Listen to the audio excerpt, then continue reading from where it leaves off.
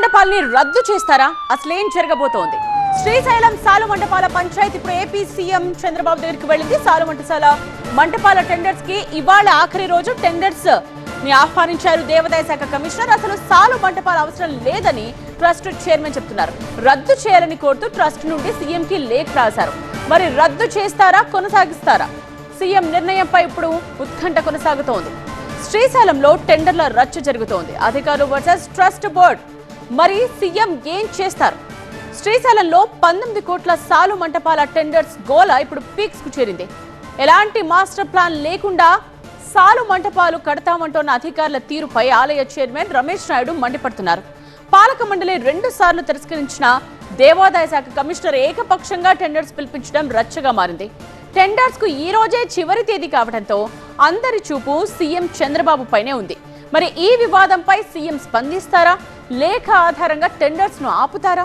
MLA కూడా silent గా ఉండటంతో సీఎం తీసుకోబోయే నిర్ణయంపైనే ఇప్పుడు తీవ్ర ఉత్కంఠ నెలకొంది. దేవాదాయ శాఖ కమిషనర్ 19 కోట్లతో గంగాధర మండపం నుండి నంది సర్కిల్ వరకు సాలు మండపాల నిర్మాణానికి టెండర్స్ పిలువగా ఈఓ శ్రీనివాసరావు ఆ ప్రాసెస్ ను ముందుకు తీసుకువెళ్తున్నారు. అయితే ఎలాంటి మాస్టర్ ప్లాన్ లేకుండా ఈ పనులు చేపట్టడాన్ని ఆలయ చైర్మన్ పోతుగుంట రమేష్ నాయుడు పాలక మండలి తీవ్రంగా వ్యతిరేకిస్తూ ఇప్పటికే 2 సార్లు రిజెక్ట్ చేశారు. ట్రస్ట్ బోర్డు నిర్ణయాన్ని పక్కకు పెట్టి అధికారులు సొంతంగా వ్యవహరించడంపై చైర్మన్ సీరియస్ అయ్యారు. సాలు మంటపాల కంటే భక్తులకు క్యూ కాంప్లెక్స్, రెస్ట్ రూమ్స్ కట్టడమే ముఖ్యమని స్పష్టం చేస్తూ ఏకంగా సీఎంకే లేఖ రాశారు. బోర్డు ఆమోదం లేనప్పుడు ట్రస్ట్ బోర్డు ఎందుకు, తమ పదవులకు విలువేంటని ఆయన లేఖలో ప్రస్తావించారు.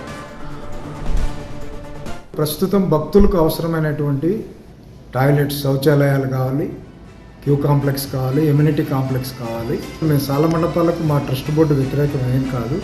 మొదట ఈ 3 అంశాలకు ప్రాధాన్యత ఇచ్చి అవి శంకుస్థాపన చేసి ప్రారంభం అయిన తర్వాత సాల మండపాలకు పోయినా అభ్యంతరం లేదు. దీంట్లో ఏదో మతలబు ఉంది. దీని మీద రాష్ట్ర ముఖ్యమంత్రి గారు సమగ్ర విచారణ జరిపి తగు చర్యలు తీసుకోవాలని చైర్మన్గా నేను విన్నవించుకుంటున్నాను. దేవస్థానం బోర్డు గవర్నమెంట్ ఏర్పాటు చేసినాక బోర్డు ఏకగ్రీవంగా తిరస్కరించిన తర్వాత కూడా వారు ఇలా చేయడం ఏదైతే ఉందో దీని మీద రాష్ట్ర ముఖ్యమంత్రి గారికి ప్రత్యేకంగా ఉత్తరం రాయడం జరిగింది.